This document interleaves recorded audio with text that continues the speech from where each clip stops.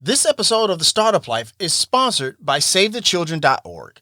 Startup Nation, Save the Children believes every child deserves a future. In the United States and around the world, they work every day to give children a healthy start in life, the opportunity to learn, and protection from harm. They deliver lasting results for millions of children, including those hardest to reach. They do whatever it takes for children every day, and in times of crisis, transforming their lives and the future we share. Startup Nation, right now, the coronavirus is the biggest global health crisis in our lifetime. It threatens children in every way. COVID-19 has already left many children without caregivers, out of school, and exposed to violence and exploitation. Child poverty is rising. With your support, we can help children in unsafe households and help support distance learning in the face of school closures. Here are some ways your support can make a difference.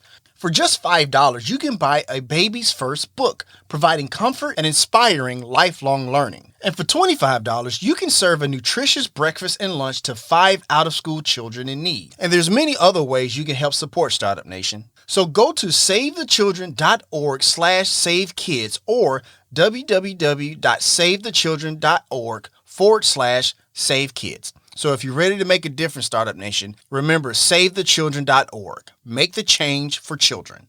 This episode of The Startup Life is tucked in nice and tight by Philip Stein and the Philip Stein Sleep Bracelet. Startup Nation, getting quality sleep is super important, especially for those of us as entrepreneurs. I know for me, if I don't get enough quality sleep, not only do I not perform well while working in my business or exercising, but also it really affects my mental health and that doubt starts to creep in. And that's the last thing we want as entrepreneurs. Also, with everything going on, good quality sleep is important to repair the body and support a good immune system.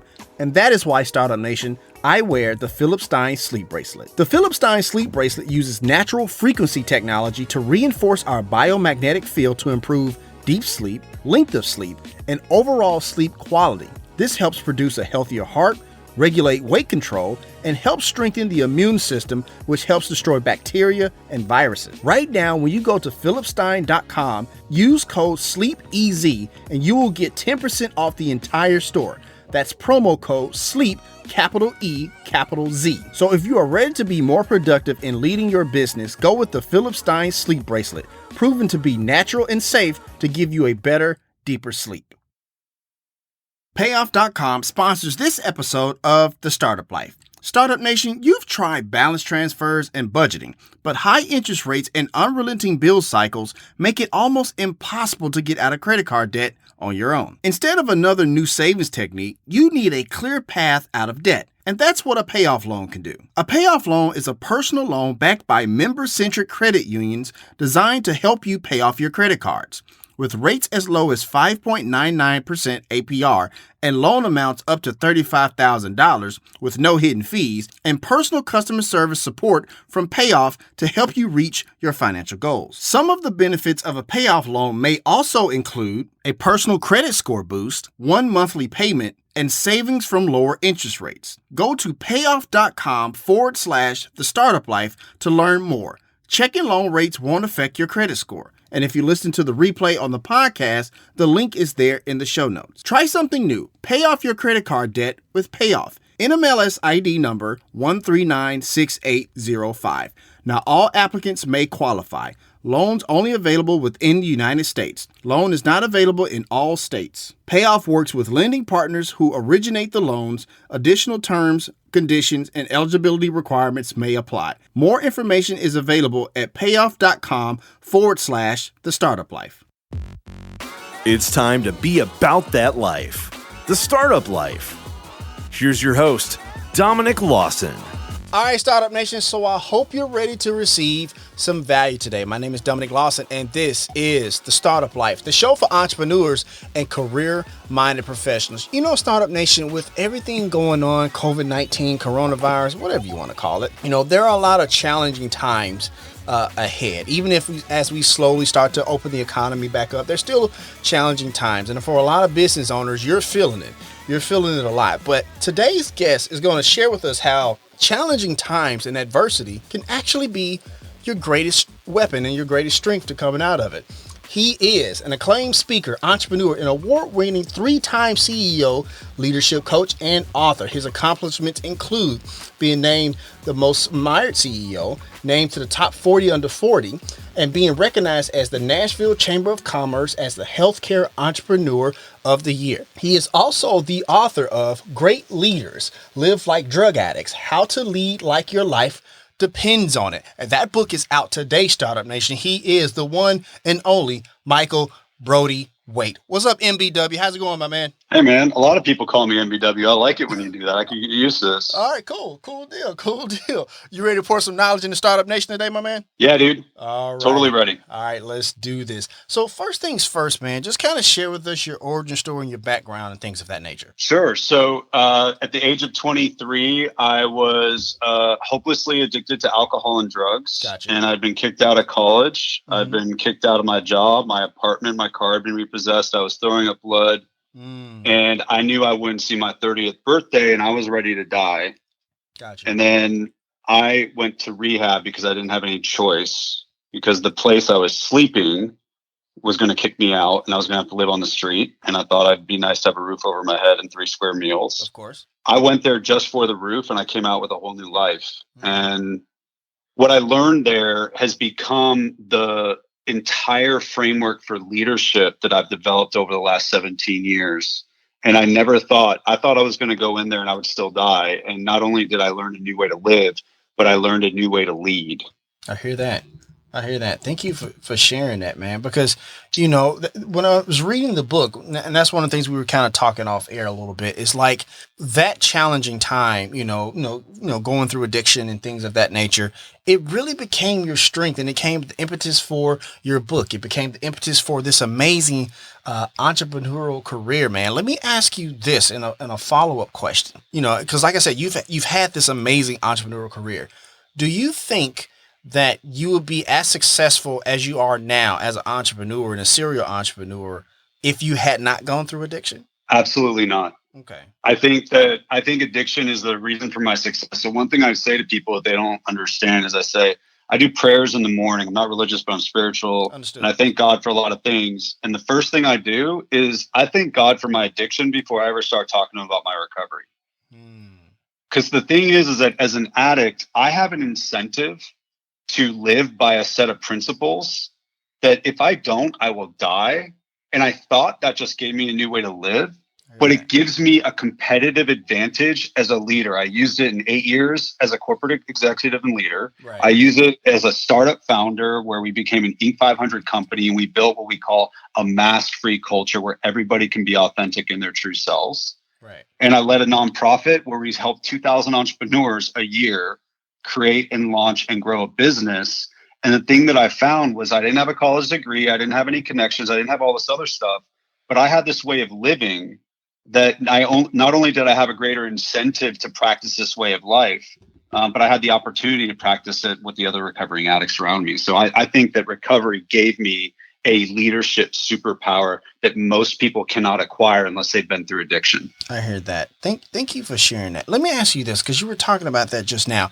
What's one of those, you know, because you talked about people, you know, you talk about the addiction, people just want to automatically go to the recovery. What's one of those popular misconceptions that people have about addiction, about recovery, or even that whole ordeal? So there's a lot of them, but the one that immediately comes to mind is when I met my wife. So I met my wife a little over 5 years ago. Gotcha. And I told her about my story, Sure. and at the time I had 12 years clean. And then I told her, hey, I can't hang out with you because I have to go to my meeting. And she started to understand my schedule. She's like, wait a second, you've been off drugs and alcohol for 12 years. Why are you still going to meetings? Right. Aren't you recovered? Right. There is no recovered. The reason that I told her, I said, the reason I keep going is because I don't want to stop being clean. I hear that. And so one of the biggest things people think, and I would have employees, I was very open about my recovery and addiction with my customers, my employees, and everybody. And I would always refer to myself as a drug addict. And they'd be like, oh, stop it, Mike. You're not a drug addict. And they didn't understand that actually what they're doing is they're reinforcing a stigma. Okay. An active drug addict deserves a stigma. When I was out there, hurting people, stealing from people, doing whatever it took to stay high, I deserve that stigma. Gotcha. But I know some of the best leaders in the world that I know are sponsors, and they are in recovery. And those people are my heroes. And so I am proud to say that I'm a drug addict. And a lot of people don't understand why I keep going to meetings and why I'm proud to call myself a drug addict. And I think those are two common misconceptions. People think you're just surviving this travesty, and they don't realize that for those of us that have real recovery, we believe that we have a superpower in recovery that was born out of the stigma of addiction. I hear that. Thank you for sharing all of that, for sure. Let me ask you this. Well, Startup Nation, and that's why I love, Michael's book, Great Leaders Live Like Drug Addicts, because I think the one word, whether it be the book, our conversation that just started, and even his TEDx talk, the TEDx Nashville, which is actually one of the most viewed TEDx talks in Nashville, in the TEDx Nashville's history. The one thing that just resonates and it just jumps off the page in the book now and in that talk is authenticity. That's like that word, just like it just jumps out. It's like it's the one core value that just really kind of resonates with me when I was reading the book and stuff like that. So I want to ask you this, man, because you talk about this story about you trying to get a job at Sam Goody, and that's kind of where all this kind of started a little bit. Kind of share with me a little bit about that. Yeah. Yeah. When I got out of rehab, I went to stay at a halfway house. And when I walked in, they told me that I had 5 business days to get a job, or else they would kick me out. And when I went applying for jobs, I didn't have a college degree. I had a 3 or 4 year gap on my resume from using and being in rehab. And so I wasn't getting any callbacks. And on day 3, I started to worry. And on day 3, I got a call for a place called Sam Goody. And for Startup Nation, for those of you out there that remember Sam Goody, you know that Goody's got it. Absolutely. But for those of you that are younger, you have no idea what the heck I'm talking about, because it's a place you used to have to go to buy music, and now you can just get it through Spotify. I used to live in Sam Goody. No lie. Dude. Every Tuesday I lived in Sam Goody. No lie. Man, you know what? And if you ever pulled the CD out of the end cap and put it somewhere else, I'm the one that had to go reorganize that. So anyhow, so I go in for this, or I get called for a job interview there. It's the only one that I've got. So it's my only shot at staying in the halfway house and staying off the street. And I'm thinking about that 3-year gap, and I call my sponsor and I'm like, hey, what do I tell them when they ask me about this? And he told me to tell them the truth. And I was like, dude, I cannot tell them that I am a drug addict that is in a halfway house that needs this job in order to stay with a roof over his head. Right. I need to tell him something slicker than that. And that's when he said, like, dude, are you committed to this way of life? And so there are 3 principles that I learned in recovery. The first one is practice rigorous authenticity. The second one is surrender the outcome. And the third one is do uncomfortable work. And when you practice those 3 principles together, what that really means is take the mask off your face, the figurative mask that people wear when they hide their true selves in professional situations. Surrender what's going to happen as a result, and do work that makes you uncomfortable because you know it's going to help you survive. And for me in that situation, I wasn't trying to get a job. I was trying to stay clean. And so when I pushed back on my sponsor, he said, dude, this is about whether you want to stay clean. This is not about the job, and it's not about the halfway house. You got to let all that go. You got to be true. And I went in there, and I was honest with the guy about my 3-year gap, even though I wanted to lie and tell him I was writing a book or traveling or helping needy children or something other than what was happening. And at the end of that interview, he said, when can you start? And that's when I realized that, most people that are out there in Startup Nation, I hope that you're not an addict, but we can all relate to thinking that there's a part of us that is the worst part about us. And that is the last thing that we want to share in the professional domain, let alone a job interview where it's the only one that you have. And if you don't get it, you're going to be out on the street. Right. And when I was forced to put that stuff to the test, that's when I learned that 99% of the worst things that ever happened to me happened only in my head. And I actually can be authentic in all situations. I hear that. Thank you for sharing that. And when you read the book Startup Nation, it's just a powerful read. It's a powerful read, and it gives, I think, interesting perspective on leading and leadership and things of that nature. So just want to say definitely thank you for writing the book for sure. And that book is now Thanks, available. man. No worries. And that book is available now, Startup Nation. If you are listening to the replay of the podcast, the link is there in the show notes for easy access. Or you can also get that from Michael Brody-Waite.com. We have the link there in the show notes for easy access as well. Oh, I'm sorry, greatleaderbook.com. That's correct, right? Greatleaderbook.com. Right? Either one will get you Okay. there. All right, cool deal. They're both there, Startup Nation. So there's no way to miss it. There's no excuses for not purchasing the book. For sure. I will hunt you down and find you, I will hunt. click it into your browser myself. There you go. For sure. Appreciate that, man, for sure. So let me ask you this, man, because one of the things that you definitely talk about a lot is this approach or this doctrine about being mask-free, the mask-free movement. And I want to read a quote from the book really quickly. It says, quote, "Masked leaders create masked cultures."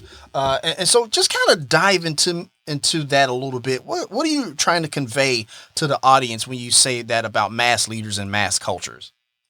Yeah. So just one disclaimer, Sure. With the current situation with the pandemic, I'm talking about figurative masks, not physical masks. Of Keep your physical mask on.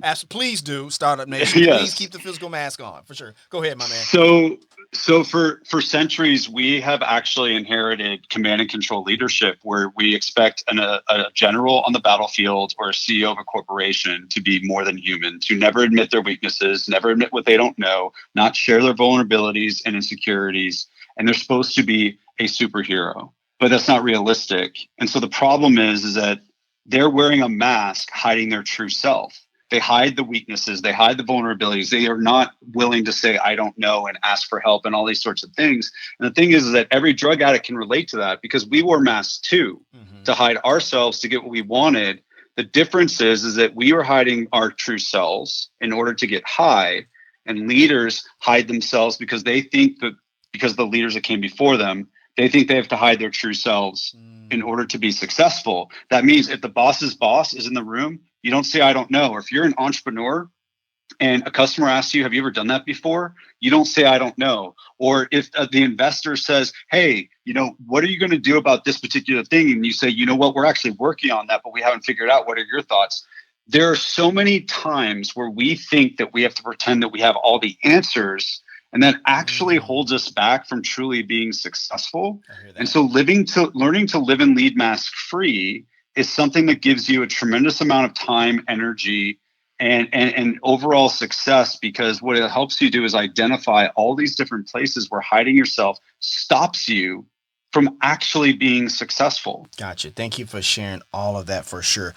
Startup Nation, when you read the book, and you're going to get to a certain point where you're going to learn about these three principles that Michael talks about all the time. And it honestly is the core of the book. It's practice rigorous authenticity. We talked about that. Surrender the outcome, which I thought was very interesting. And also do uncomfortable work. We kind of talked about the authenticity, but kind of talked about a little bit more about surrendering the outcome and doing uncomfortable work. Yeah. So, and actually just for Startup Nation, so for those of you out there that are not an addict or a leader or an entrepreneur trying to figure things out, what I've learned in my research and in coaching people is that there are 4 masks that hold every individual, team, and organization back. Right. Specific masks that we wear. So the first one is say yes when you could say no. The second one is hide a weakness. The third one is avoiding difficult conversations. And the fourth one is holding back your unique perspective. And 90% of leaders, I've assessed thousands, do these on a regular basis. And so when we talk about these 3 principles, the first step is the same thing that a drug addict has to do. You cannot get to recovery if you don't identify that you have a problem. So the first step in practice rigorous authenticity is the first principle is to identify the mask that's holding you back. And so that could be, for the say no or say yes versus say no, that could be saying yes to customized software that you don't want to build for a customer. That could be saying yes to meetings and projects and other types of requests that you could say no to. Hiding a weakness. For me as CEO of my startup, when I realized I had no idea what I was doing and I was in too deep, there was a voice in my head that said, I can't let my team know. And it's actually being able to share your weakness that actually allows you to grow. But there's that that mask that we want to wear. Difficult conversations, that can be with a boss, that can be with a customer, that can be with your significant other, employees, performance management. This is everywhere. And entrepreneurs are the best at actually representing your unique perspective, but they're always challenged to create cultures in which everybody that's underneath them is able to represent their unique perspective. And so what you can do is you take these principles, and principle one is saying, what's the mask? And then what is true to me? What would I say no? Would I share the weakness? Would I have the difficult conversation? And then the biggest step is step two, is principle two. And that's surrender the outcome. Every leader in the world is taught to achieve outcomes, not how to surrender them. But when we surrender them, we take all the energy that we use on things that we cannot control, focusing on things that we cannot control, and we shift over exclusively to the things that we can. And it's about reclaiming energy. And when you're clear about the mask and you're able to reclaim energy, you're able to do uncomfortable work. And the thing is that in the business world, we are taught how to do smart and hard work. That's physical and intellectual. We are not taught how to do uncomfortable work. Those are physical sensations in our bodies that act as deterrents from us taking action that is good for us. We have all seen someone doing 8 hours of hard work, avoiding 5 to 10 minutes of uncomfortable work. Facts. And so those three principles work together, where the first one creates clarity. Okay, this is what mask I'm wearing. The second one harvests energy. Okay, now I have a lot of energy to go do the uncomfortable things. And the third one is, what are all the things that we're not doing? Like, dude, I mean, I don't know about you, but like, there's a ton of uncomfortable work that everybody doesn't do every day. Right. Are you eating healthy in every meal? Right. Are you working out 6 times a day, just like The Rock? Right. Are you staying on your cell phone around your children? Are you spending money that you don't have? Like, we all have things that we do that drive uncomfortable work, and there are systems for how we can do those things. But there isn't a system until this book for how to live and lead mask free. There isn't a system, but there actually is the origin of one in the 12-step program that I came out of. Right. Thank you for sharing that. Another quote that just resonates with me, Startup Nation, as Michael was talking just now. Quote, "The hard times present an opportunity to demonstrate our commitment to a mask-free society in a way that isn't possible in the good times." It's just fascinating how, we always lament like challenging times and adversity, when honestly, think about it, right? And, the parent company for the Startup Life is ALS LLC, which is an education consulting firm. And one of the things that we talked about when we're consulting with school districts and nonprofits and stuff like that, one of the things we talk about is that, like, there's not a superhero that didn't go through some type of trauma, before they became a superhero. Yep. Right? It's like you need that struggle, you need that challenge, and something like going through the addiction and stuff like that can definitely be something where you turn it into a superpower, and you clearly have done that, Michael. So I appreciate you sharing all of that. But I think honestly, throughout this whole conversation, I appreciate your transparency. Thanks, man. No worries. And speaking of transparency, there's a story, when you started In Quicker, where you were getting ready to have a deal to get your healthcare services in 50 hospitals. But there was an issue that came up with one particular patient where your transparency and your authenticity really kind of cemented the deal. Kind of share with us a little bit about that. So it was 2010, and I left a cushy Fortune 50 career to co-found In Quicker. Our mission was to reinvent access healthcare by allowing patients to digitally self-schedule appointments online, 30 seconds or less from a mobile device. Mm-hmm. I still remember how to say it. Wow.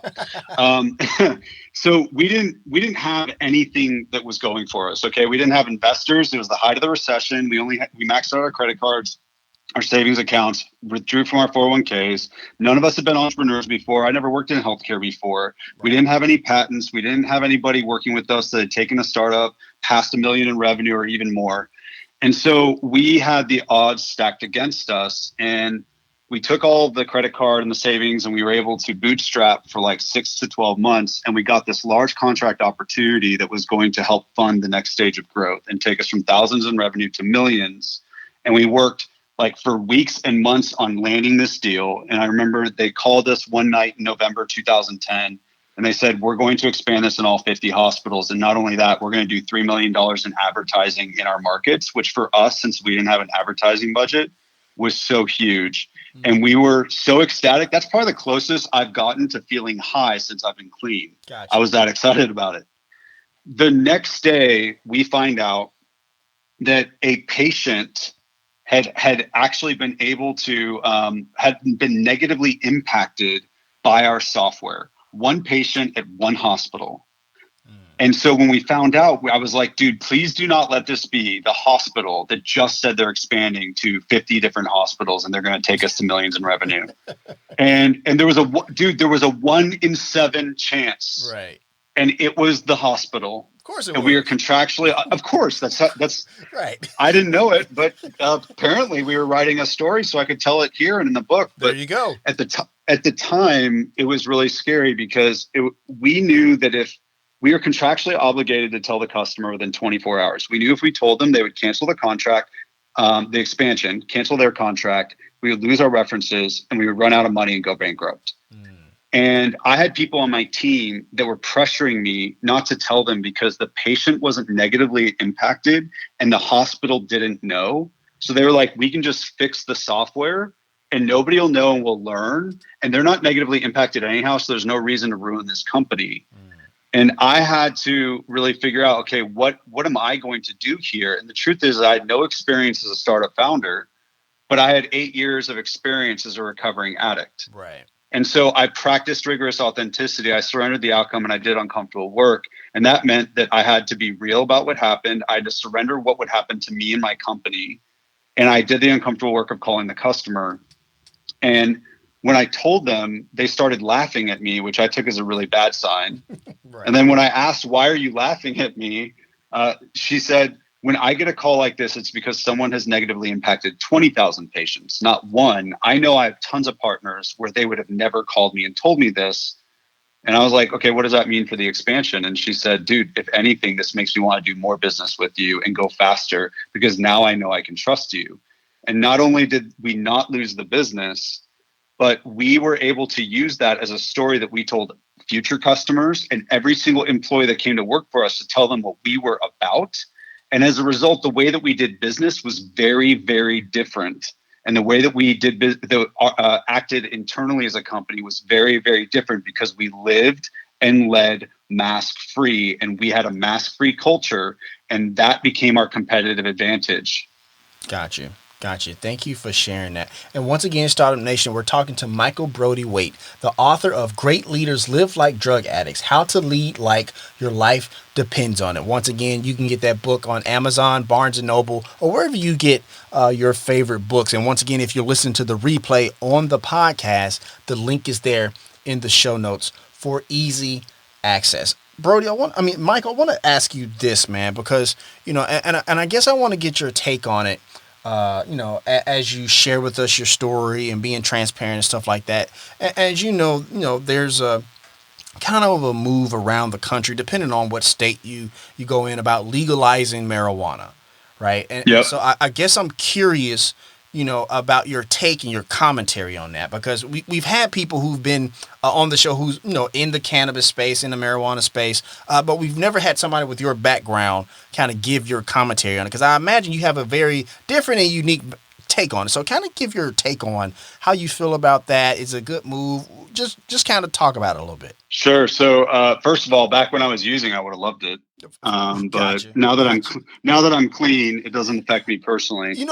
Real quick, I have to admit that I love how you and this is just really goes to show once again, Startup Nation, the authenticity. And I hate to cut you off, but I want to make this point that you really own your story. Like you're able to poke fun at yourself and stuff like that, but not in like a terrible way, but just like in a very self-deprecating, but also kind of teaching moment. I just want to say I very much admire that, but I didn't mean to cut you off. I'm sorry about that, man. Oh no, you're good. Dude, I'm always okay with people cutting me off to give me a compliment, man. I will let that happen for days. Fair enough.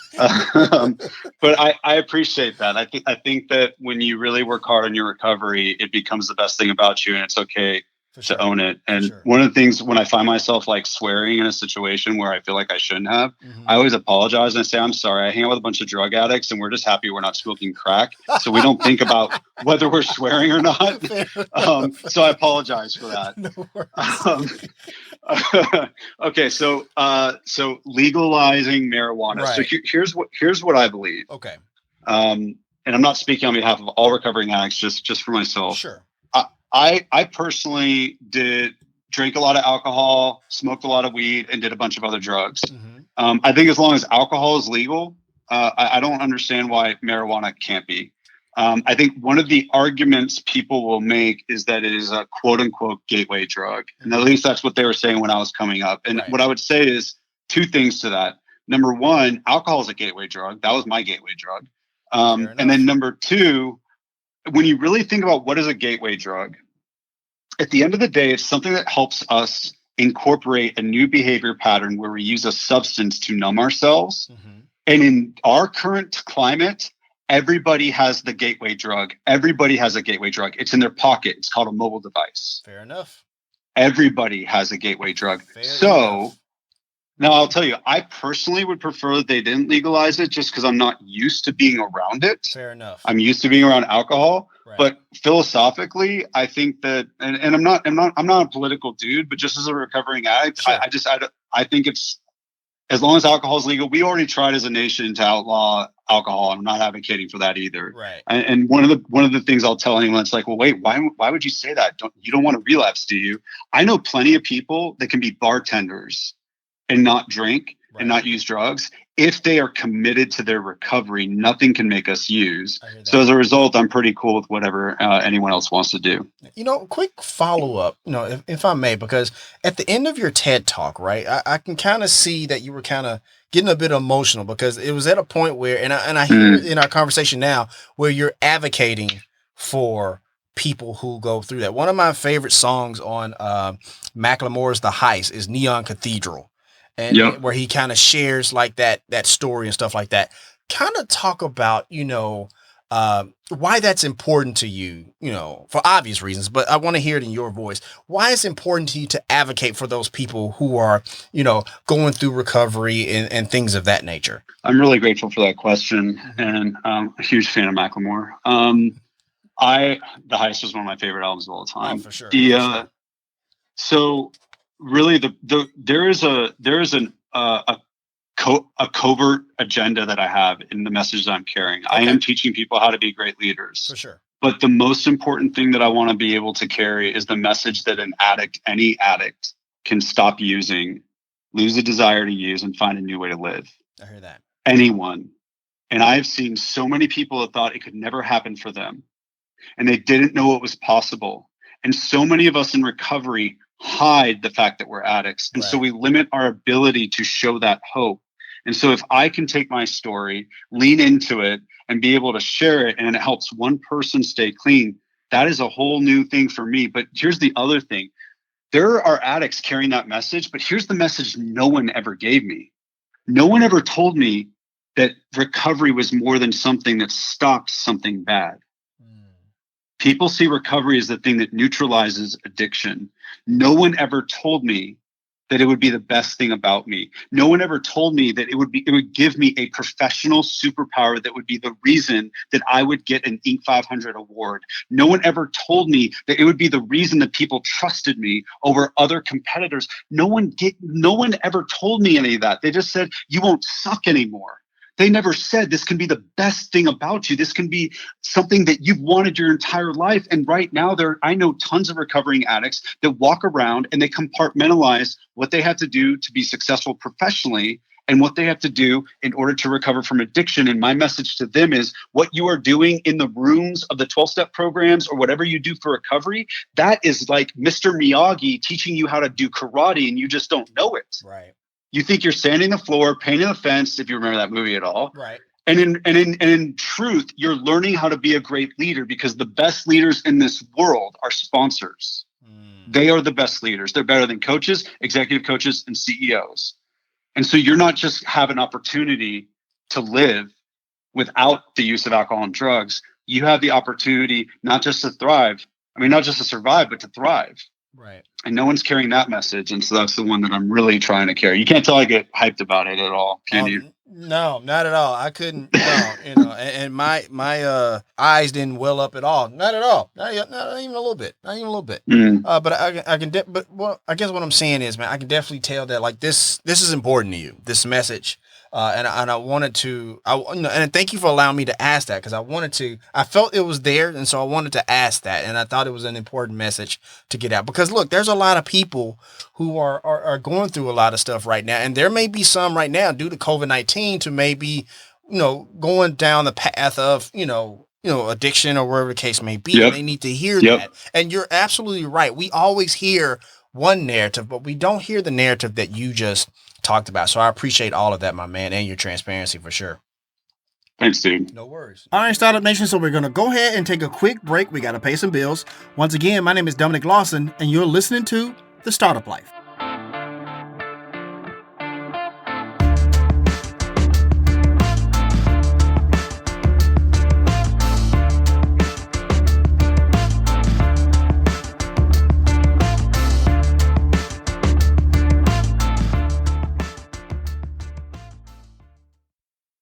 This episode of The Startup Life is tucked in nice and tight by Philip Stein and the Philip Stein Sleep Bracelet. Startup Nation, getting quality sleep is super important, especially for those of us as entrepreneurs. I know for me, if I don't get enough quality sleep, not only do I not perform well while working in my business or exercising, but also it really affects my mental health, and that doubt starts to creep in. And that's the last thing we want as entrepreneurs. Also, with everything going on, good quality sleep is important to repair the body and support a good immune system. And that is why, Startup Nation, I wear the Philip Stein Sleep Bracelet. The Philip Stein Sleep Bracelet uses natural frequency technology to reinforce our biomagnetic field to improve deep sleep, length of sleep, and overall sleep quality. This helps produce a healthier heart, regulate weight control, and helps strengthen the immune system, which helps destroy bacteria and viruses. Right now, when you go to philipstein.com, use code SLEEPEZ and you will get 10% off the entire store. That's promo code SLEEP, capital E, capital Z. So if you are ready to be more productive in leading your business, go with the Philip Stein Sleep Bracelet, proven to be natural and safe to give you a better, deeper sleep. Support for The Startup Life is brought to you by Manscaped, who is the best in men's below-the-belt grooming. Startup Nation, personal grooming is super important, not only from a hygiene standpoint, but also from a confidence one as well. And that is why you need to have a tight haircut and, well, a nice groomed undercarriage as well. And when doing that, you don't want to use the same razor, do you? That's just absurd. And this is why our friends at Manscaped have given you another option. Introducing the all-new Lawnmower 3.0 by Manscaped. This lightweight and waterproof razor features precision engineered blades for safe trimming in sensitive areas, and a 7,000 RPM motor with quiet stroke technology. Ladies, Father's Day is just around the corner, and this will make a perfect gift for that guy on the go. Use code The Startup Life in all caps for 20% off and free shipping on your brand new Lawnmower 3.0 at manscaped.com. We have a link there in the show notes for easy access if you listen to the replay on the podcast. And while you're there, be sure to check out all the other products from manscaped.com as well. So for proper manscaping without the fear of hurting anything, go with Manscaped. Trust me, your family of jewels will thank you. All right, Startup Nation, welcome back as we continue our conversation with today's guest here on The Startup Life. So, on a lighter note, I want to ask you this, man. Talk about authenticity and transparency. So when I'm looking at the TED Talk, man, I think you're the only person ever I've seen give a TED Talk in flip-flops. So kind of walk me through that, man. Did anybody say anything about that? Oh, dude, the flip-flops. So first of all, I have really ugly feet. They are jacked up, dude. So like, it's a whole other test of authenticity. So being from California, I don't know, I always wore flip-flops. And then when I became an entrepreneur and I could set my own dress code, I would wear like nice pants and a dress shirt. And I don't even wear that anymore, but in flip-flops. And it was just part of my attire. And when I went to go do the TED Talk, I was kind of known in Nashville for a guy that wears flip-flops from a business perspective, which I don't care about. But like, one of the things that I realized was this is going to be on a global stage. And I actually got scared of wearing flip-flops for my TED Talk. And I had some people tell me, dude, you can't do that. And so I started asking some of the people that are in recovery that are my closest friends, and they were like, wait a second, isn't your whole talk about authenticity? There you go. And I was like, oh yeah. And they're like, so you don't really have a choice, do you? Right. And I was like, no, I really don't. And so I went up there on flip-flops, and the most interesting thing is that there are all these comments on the TED Talk, and the number one thing that people talk about usually is the flip-flops. What most people don't realize is I had something I wanted to say at the very beginning of my talk, and I totally messed it up. Like if you're out there and you can relate to this, where you think you messed something up and no one else notices, no one noticed that I messed up what I wanted to say at the beginning of my TED Talk. And we got 1.5 million views or whatever it is now. Right. But everybody's talking about my flip-flops because some people like them, some people don't. And everybody's got an opinion. And that's true. Everybody's going to have an opinion on what you think. The question is, can you lead yourself? Can you be your true self no matter what? And those those flip-flops became symbolic of it. I even had a lady that's like a professional speaker bureau person, like call me and say, that was one of the best talks I ever heard, but do you want a suggestion? I was like, sure. She's like, don't ever do another talk in flip-flops. And I'm like, okay, all right, fine. I can't believe we're talking about my feet this much. You should be more upset at the calluses on my feet, not the fact that I'm wearing flip-flops. But I would imagine in not wearing the flip-flops, you're putting the mask back on again, and like that's not that's not a place you want to be. So I love the flip-flops, by the way. I thought it was fantastic. Because you want to hear a piece of irony though? Please do. I wear Reef flip-flops, and Reef flip-flops have a bottle opener built into the bottom. I didn't know about this back when I would slam 18 beers a day. I'm sorry. And so like I have to find that's hilarious. I have to find non-alcoholic beverages that have tops that require a bottle opener just so I can fully utilize the flip-flops. It's crazy. That's hilarious. That is hilarious. Thank you for sharing that. Once again, we're talking to Michael Brody-Waite, the author of Great Leaders Live Like Drug Addicts, for sure. So I want to ask you this, man. You can go Startup Nation, michaelbrodywaite.com, where not only can you order the book, but you can also book speaking engagements and have workshops and stuff like that. He's fantastic in that. So kind of walk us through some of your workshops that you do with people in leadership and things of that nature, based on these principles that you share in the book. Sure. So the thing that I really appreciate about recovery is, let me take a step back. There are a lot of people that have books and TED Talks about concepts that are really inspiring. Right. And I know that people will watch those, get inspired, and then a month later, nothing's changed. Most people can relate to that. They read a book, they get excited, nothing's changed.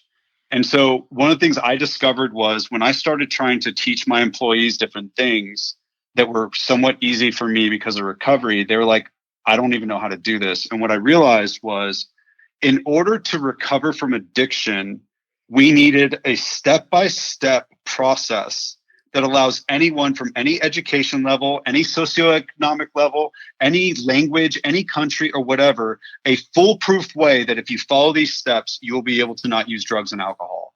And so if you can take a drug addict and get them to stop using drugs for me for like 17 years, and I know people with like 30 years and more, then surely we must be able to develop a step-by-step system that allows people to live and lead mask-free. Because up until this point, people offer inspiration around authenticity, but we don't. I mean, when's the last time you heard a politician answer a question with, I don't know?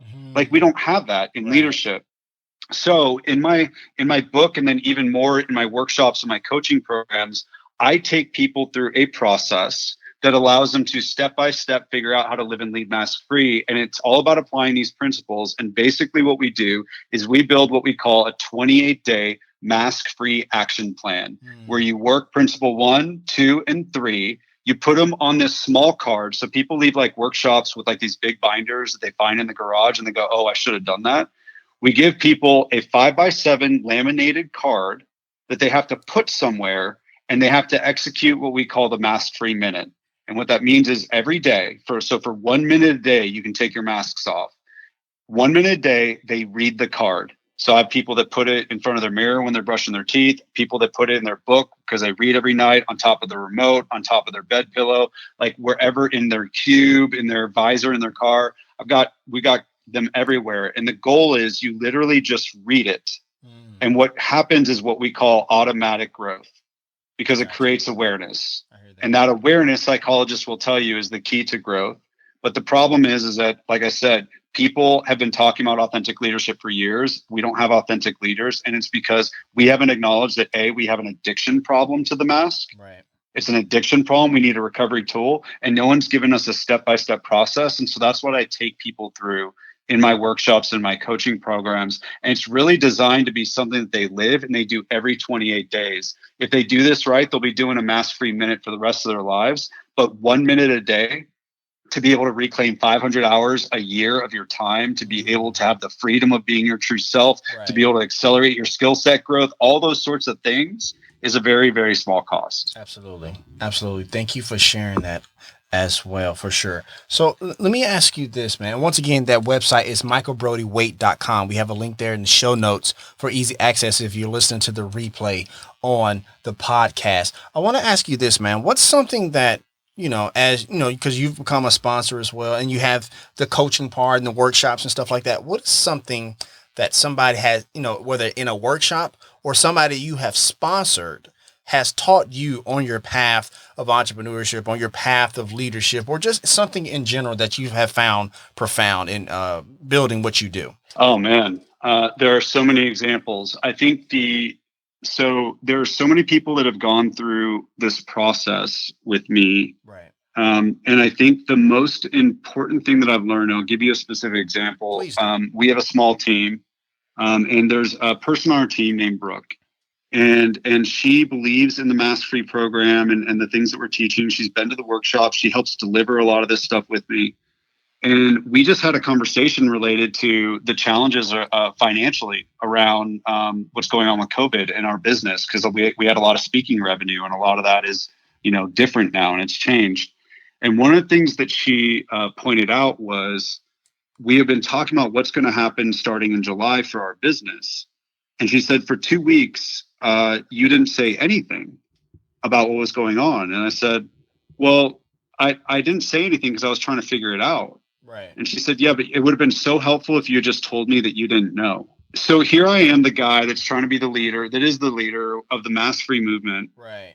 And one of the things that I say in my book is that you can't do this on your own.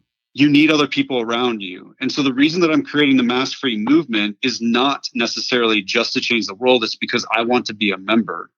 And so when she was able to point out that I was wearing the mask of hiding a weakness that I didn't know as the leader what we were going to do, it just affirmed for me that I need a society of mask-free leaders around me doing their work and then telling me what they see so that I can keep my masks off.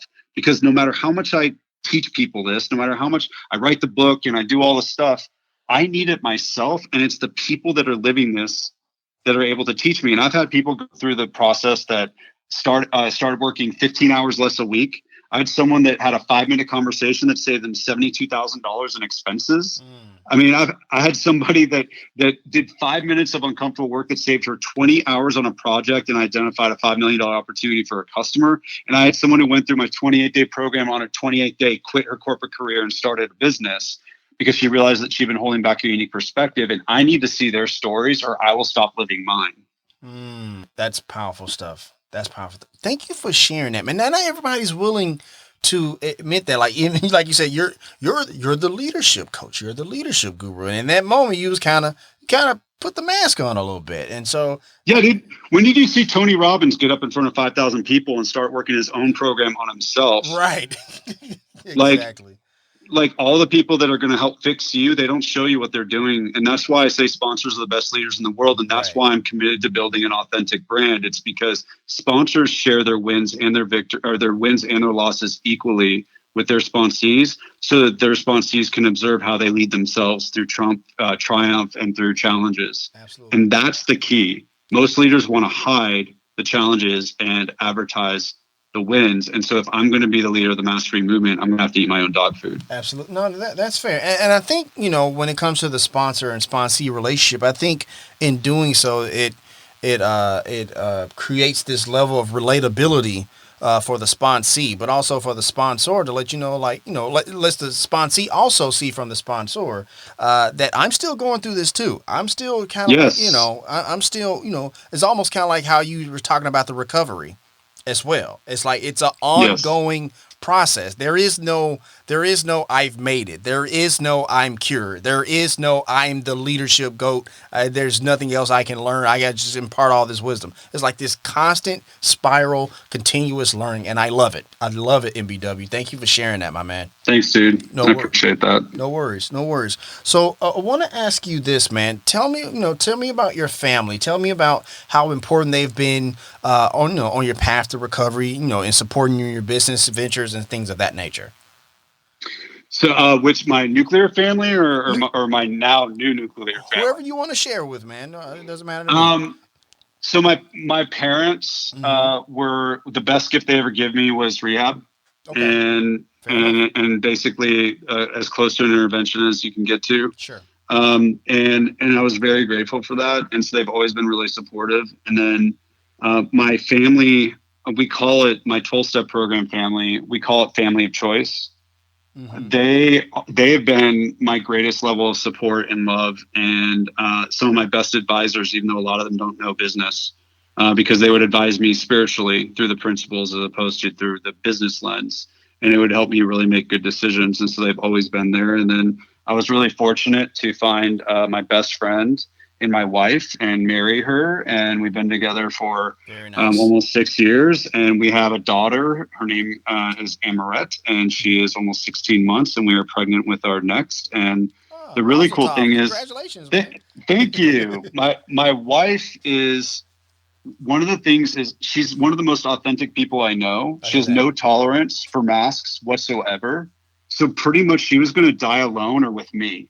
Like that, those were her only choices, basically. Gotcha. Like, because she didn't like all the other dudes she dated because they would wear a mask. Gotcha. And so she's actually she helped write the TED Talk with me, like help me refine my message.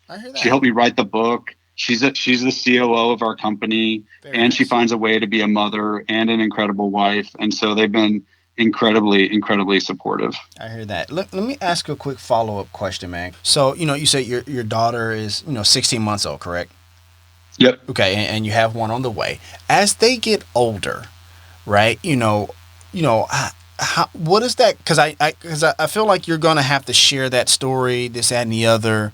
I guess what I want to ask is, what do you hope they gain from your story as you're sharing with them? Because I mean, it's one thing for like me, come on the show, talk about it. It's another thing for like a sponsor, a sponsee and stuff like that. But when you're talking about your kids, man, who always are going to see you as that superstar, that hero, especially when you're talking about dads and daughters, man, let's be honest.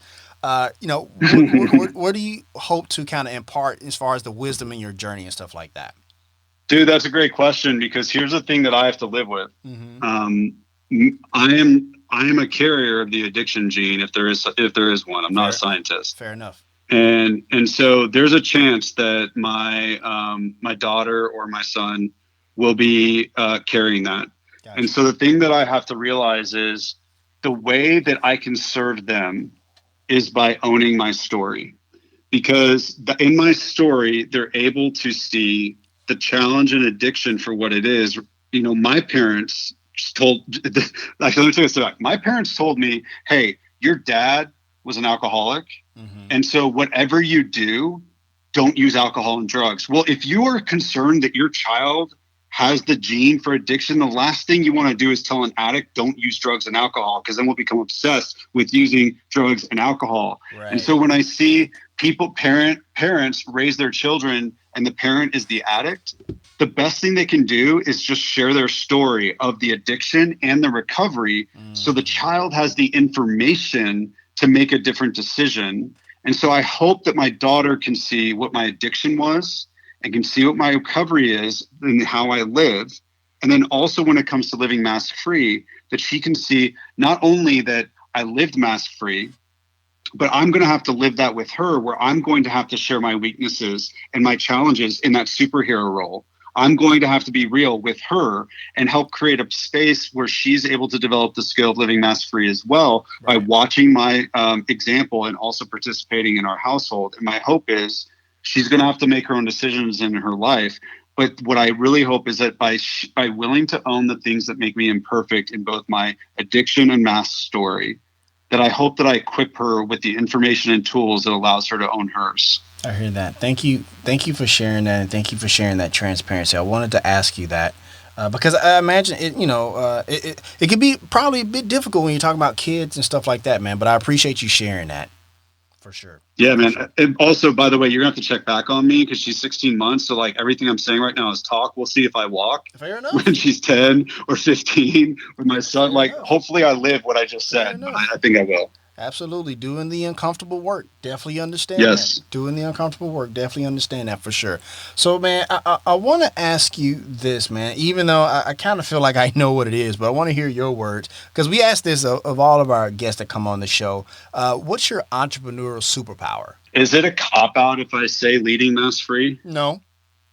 That's your story, man. Go for it.